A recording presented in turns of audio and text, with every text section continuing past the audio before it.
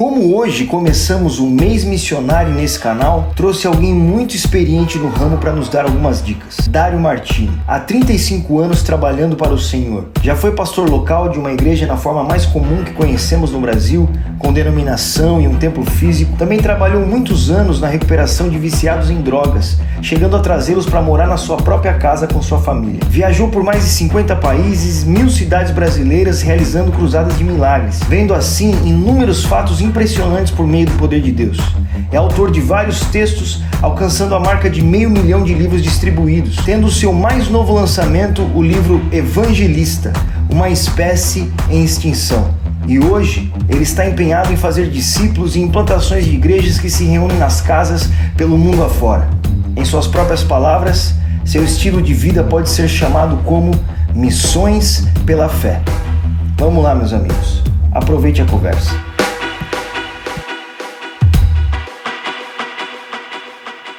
E para começar essa conversa, a gente veio aqui tomar um café italiano com o famoso corneto e o cappuccino, numa área central que eu já vou perguntar onde, mas aproveita a conversa aí e toma um café com a gente. Pai, que lugar é esse aqui que a gente tá?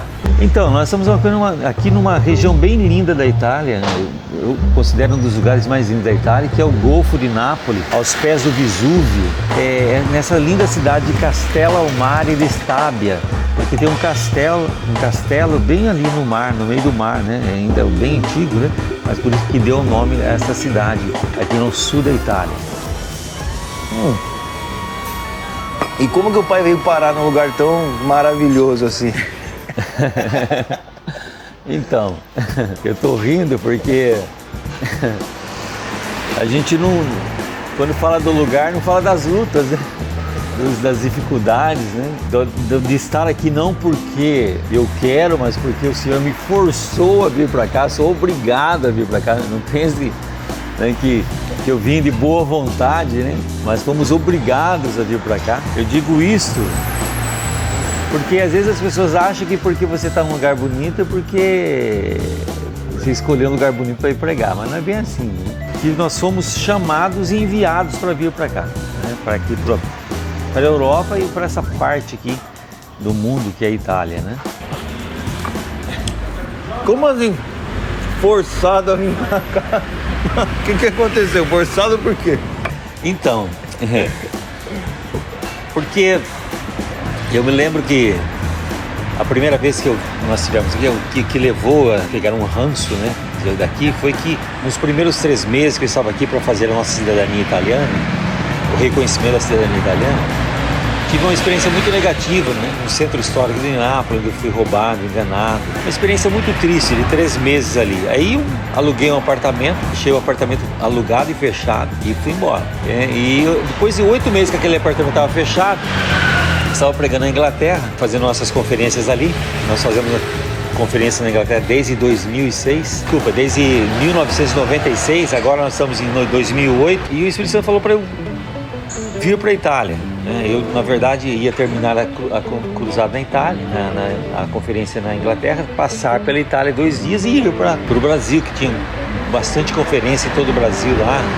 Tinha um trabalho legal para fazer lá. Mas aí o Espírito Santo disse que ia parar. Eu falei, não vou parar, não. Aí começou aquela guerra, eu e o Espírito Santo. E as pessoas que estavam próximas diziam, porque eu falava alto, não vou ficar na Itália, não vou falar, não vou lá, né? Aí o pessoal começou a perguntar, mas o que foi? Não, entrei o Espírito Santo aqui, deixa aí. Mas aí o que aconteceu? Ele tirou a minha paz. Aí quando você perde a paz é horrível, né? Foi perdi a paz, aí ficava aquele tormento, falando pra mim mesmo, não vou, mas sem paz, até que eu cedi, falei, tá bom. Arrumei um pregador pra ir pro Brasil, na conferência que eu ia fazer, pra me substituir, e falei, vou ficar de férias na Itália, então não conheço ninguém, não sei de nada, vou parar lá, vou ficar lá. Vim no apartamento que a gente já tinha alugado, e fiquei ali. Aí um dia, o Espírito Santo colocou no meu coração de eu comprar uma Bíblia italiana. Aí eu procurei uma livraria, fui procurar essa Bíblia.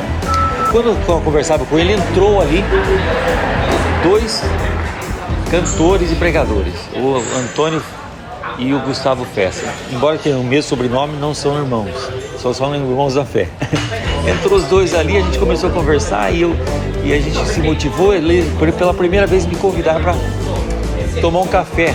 Aí fomos tomar café e ao invés deles, eu convidá-los para pregar na Inglaterra, eles me convidaram para pregar aqui. Comecei a pregar nas praças, nas igrejas, nas ruas. E foi um tempo incrível de milagres. Aquele mês de agosto foi incrível. Fiquei com a agenda totalmente tomada. De repente, assim.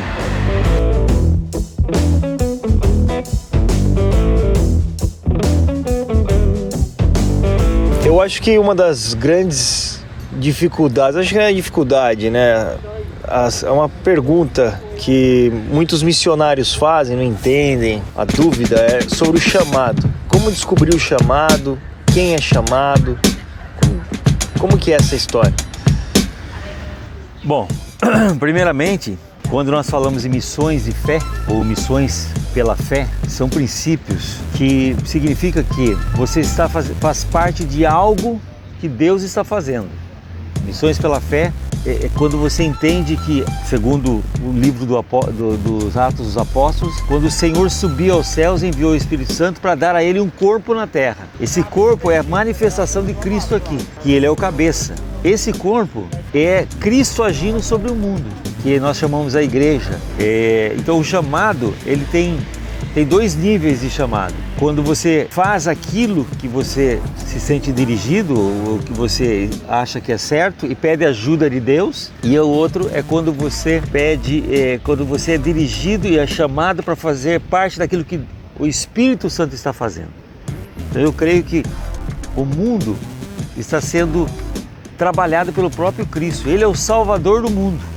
Ele é quem salva. Ele não só morreu na cruz, mas ele continua agindo para salvar o mundo. E como que eu sei que eu fui chamado? Eu acredito nisso, Espírito Santo. Como que eu sei que o Espírito Santo me chamou? Olha, se você não sabe que foi chamado, você não foi chamado.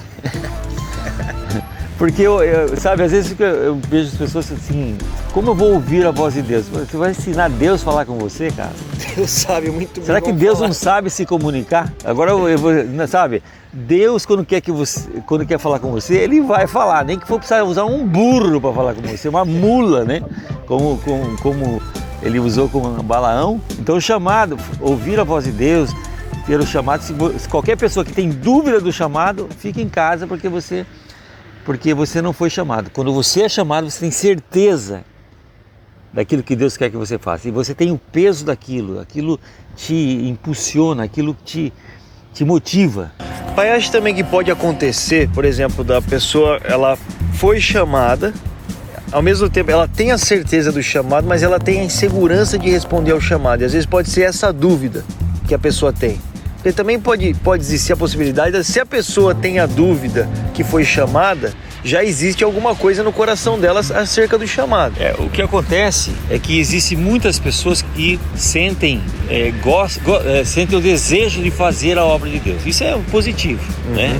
Eu acredito que é um primeiro passo, porque esse desejo pode ter vindo do Espírito Santo. Desejar fazer a obra de Deus é muito importante. Mas fazer a obra de Deus sem ter o chamado é perigoso. Fazer porque acha bonito é perigoso. Ser voluntário para fazer a obra de Deus é perigoso. Porque Deus não precisa de voluntário. Deus usa aqueles que Ele chama.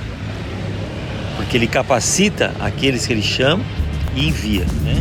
Aí, por exemplo, quando nós vemos Paulo, um exemplo é o apóstolo Paulo. Paulo, ele foi chamado, né, ali no caminho de Damasco. Porém, quando nós vamos ver a história, nós vamos ver que passou-se 13 anos entre o chamado de Paulo e o ser enviado. E qual diferença faz para a pessoa ser voluntária ou a pessoa ser enviada? Tem diferença nisso? Muita diferença. É outro mundo.